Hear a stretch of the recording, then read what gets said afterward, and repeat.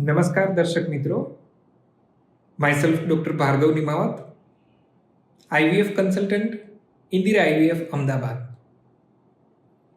Facebook की इस live session में इंदिरा आईवीएफ की तरफ से आप सबका हार्दिक स्वागत है। आज हम डिस्कस करेंगे पुरुष निसंतानता के बारे में, यानी कि मेल इनफर्टिलिटी के बारे में।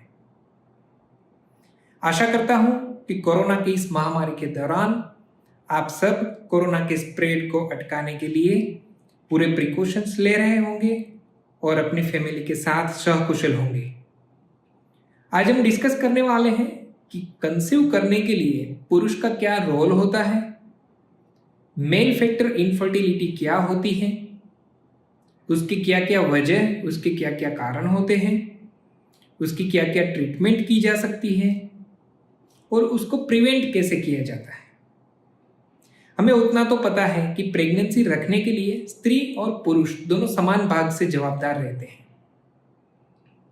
स्त्री के हिसाब से अंडा होता है, पुरुष के हिसाब से शुक्राणु रहता है।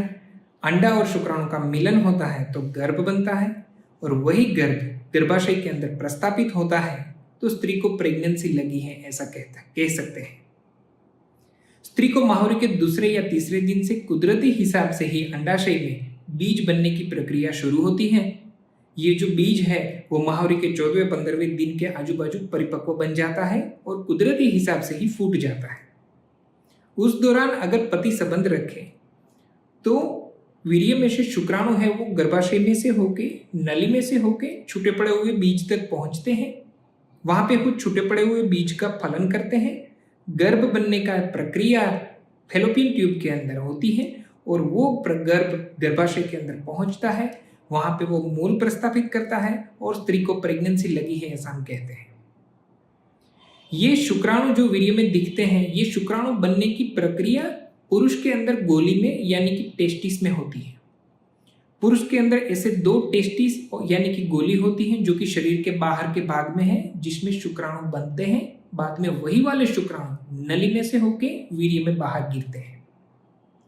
पुरुष के मगज में से कुछ अंतःस्राव रिलीज होते हैं जो कि ये शुक्राणु बनने की प्रक्रिया को बढ़ावा देते हैं। एक नॉर्मल सीमेन एनालिसिस किसे कहा जाता है, मतलब कि पुरुष का वीर्य का रिपोर्ट नॉर्मल किसे कहा जाता है। वर्ल्ड हेल्थ ऑर्गेनाइजेशन ऐसा कहता है कि जिस पुरुष के रिपोर्ट के अंदर 15 मिलियन से ज्यादा शुक्राणु 1 ml वीर्य में दिखे, 35 to 40% शुक्राणु गतिशील दिखे और 4% से ज्यादा शुक्राणु नॉर्मल दिखे तो उसको नॉर्मल रिपोर्ट कहा जाता है। पर ऐसे बहुत सारे कपल्स हमें देखने को मिलते हैं जिसके शुक्राणु के रिपोर्ट में संख्या के लेवल पे, गतिशीलता के लेवल पे या मॉर्फोलॉजी यानी कि आकार के शेप के रूप में काफी सारे चेंजेस देखने को मिल रहे हैं। अब ये शुक्राणु की संख्या, गतिशीलता या नॉर्मल दिखने वाले शुक्राणु में चेंजेस क्यों दिखते हैं, उसकी क्या क्या वजह हो सकती है, उसको हम 4 भाग में डिवाइड करेंगे। सबसे पहला, हार्मोनल लेवल पे कोई वेरिएशन है, मतलब कि पति के मगज में से जो हार्मोन्स सिक्रीट हो रहे हैं जो कि गोली में शुक्राणु बनने की प्रक्रिया को बढ़ावा देंगे, अगर हार्मोन्स में कुछ वेरिएशन है तो शुक्राणु बनने की प्रक्रिया उतनी अच्छी तरह से नहीं हो पाएगी।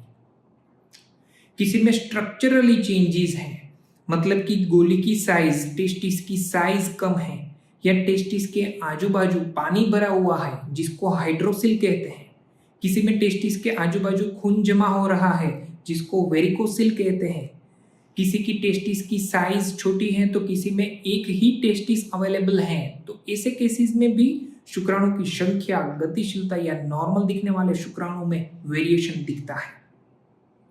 तीसरा फैक्टर एनवायरमेंटल फैक्टर हो सकता है, मतलब कि आज की तारीख में दौड़ भाग भरी जिंदगी के अंदर टेंशन के हिसाब से, स्ट्रेस के हिसाब से, जंक फूड के हिसाब से, तंबाकू, बीड़ी, अल्कोहल व्यसन के हिसाब से, पोल्यूशन बढ़ता जा रहा है उसके हिसाब से, बढ़ती उम्र के साथ ये सारे फैक्टर्स शुक्राणु की संख्या, गतिशीलता में असर करते हैं। चौथा फैक्टर होता है वो जीनेटिक होता है, मतलब कि रंगसूत्र के लेवल पे, आनुवंशिक लेवल पे कोई वेरिएशन है तो भी ये शुक्राणु के पैरामीटर्स के अंदर चेंजेस देखने को मिलते हैं। अब इसका सॉल्यूशन क्या किया जाता है? काफी सारी दवाइयां अवेलेबल हैं, पर स्टडीज ऐसा कहती हैं कि ये दवाइयां कुछ हद तक ही शुक्राणु की संख्या को, शुक्राणु की गतिशीलता को, नॉर्मल देखने वाले शुक्राणु की संख्या को बढ़ा सकती हैं। मतलब कि दवाइयों का रोल लिमिटेड है। तो जिस पति के शुक्राणु के लेवल पे वेरिएशन है रिपोर्ट के अंदर, तो उसको दवाइयों के साथ आगे बढ़ना चाहिए। पर अगर वो संख्या है वो 10 से 15 मिलियन के बीच में है, तो ऐसे केसेस में आईयूआई प्रक्रिया ज्यादा हेल्पफुल होती है। अब ये आईयूआई प्रक्रिया क्या है उसको बेसिक लेवल पे समझे तो आईयूआई मतलब कि इंट्रा यूट्राइन इंसेमिनेशन, मतलब कि पति संबंध रखने के बाद से जो शुक्राणु स्त्री की माहौरी की जगह से गर्भाशय में से होके, नली में से होके छूटे पड़े हुए बीज तक पहुंच रहे हैं, संख्या या गतिशीलता कम होने के कारण शुक्राणु इतना लंबा रास्ता नहीं कट कर पा रहे हैं। तो ऐसे केसेस में स्त्री को माहौरी के दूसरे या तीसरे दिन से दवाई या इंजेक्शन देके बीज बनने की प्रक्रिया को स्टिमुलेट किया जाता है। जब वो बीज परिपक्व बन जाता है तो बीज फूटने का इंजेक्शन दिया जाता है और उससे 24 से 36 घंटे बाद पति के शुक्राणु को लेबोरेटरी में लेके उसमें से अच्छे वाले शुक्राणु को अलग करके एक पिपेट की मदद से गर्भाशय के अंदर छोड़ दिया जाता है। ये आईयूआई प्रक्रिया बोलते हैं, मतलब कि पति के शुक्राणु को पिपेट की मदद से गर्भाशय के अंदर तक छोड़ना। आईयूआई प्रक्रिया से स्त्री की माहौरी की जगह से गर्भाशय तक का रास्ता पिपेट खुद कट करके देती है। तो ऐसे केसेस में शुक्राणु को गर्भाशय में से ही छूटे पड़े हुए बीज तक पहुंचना है, तो फलन की प्रक्रिया के चांसेस दवाइयों की कंपेयर में ऑलमोस्ट दुगना हो जाते हैं।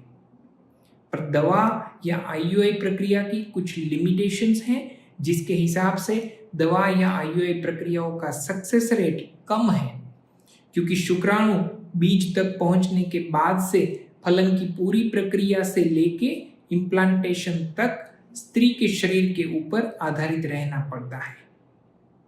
जिस पति का शुक्राणु के रिपोर्ट में 10 मिलियन से भी कम शुक्राणु दिख रहे हैं, या दवा आईयूआई प्रक्रिया से सक्सेस नहीं मिला है, या फीमेल के रिपोर्ट्स में भी वेरिएशन दिख रहा है, तो ऐसे केसेस में एडवांस तकनीक यानी कि आईवीएफ का उपयोग किया जाता है।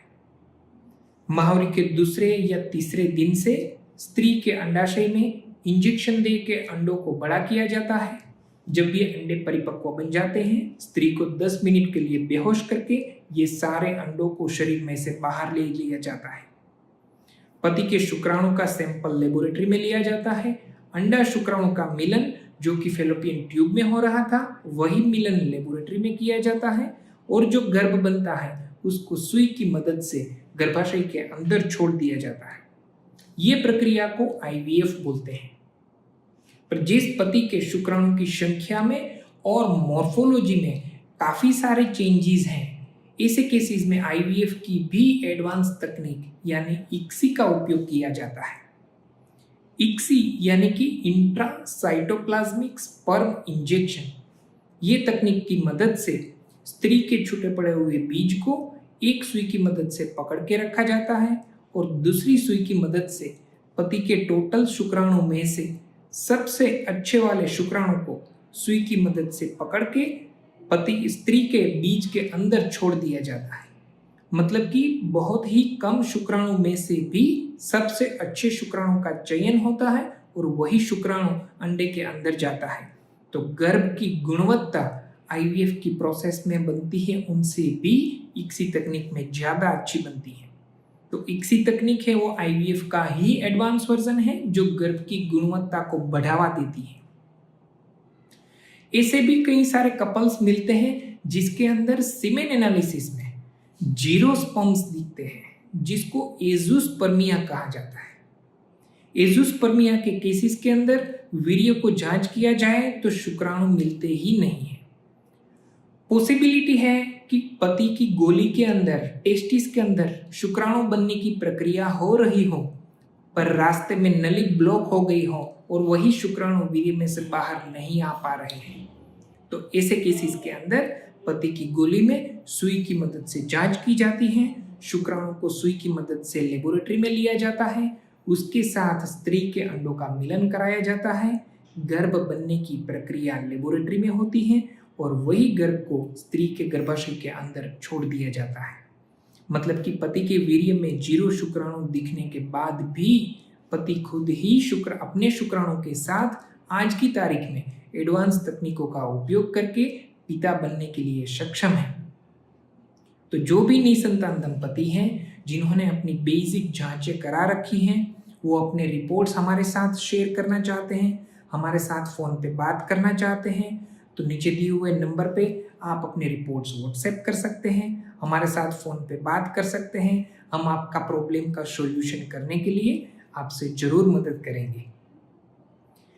ऐसे कई सारे निसंतान दंपति जो ये सेशन अटेंड कर रहे हैं, शुक्राणु के लेवल पे मेल फैक्टर इनफर्टिलिटी को ध्यान में लेते हुए स्त्री की प्रेगनेंसी रखने की जो गोल्डन एज कही जाती है, जो कि 21 साल से लेकर 30 साल तक की होती है, तो ये गोल्डन एज को मिस किए बगैर योग्य समय पे योग्य निदान करके योग्य एडवांस तकनीक का उपयोग करके आप समयांतर प्रेगनेंसी के लिए हमेशा आगे बढ़ सकते हैं। मेल फैक्टर इनफर्टिलिटी को प्रिवेंट कैसे किया जा सकता है? जो टेंशन, स्ट्रेस, एनवायरमेंटल फैक्टर्स, इसको कुछ हद तक हम मॉडिफाई कर सकते हैं।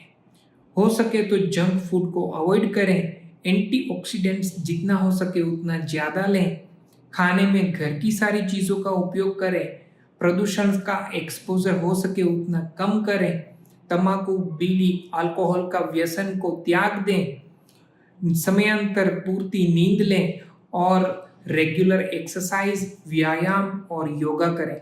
ये सारी बातें शुक्राणु को गुणवत्ता के लेवल पे, काउंट पे लेवल पे, गतिशीलता के लेवल पे इम्प्रूव करने में मदद करेगी।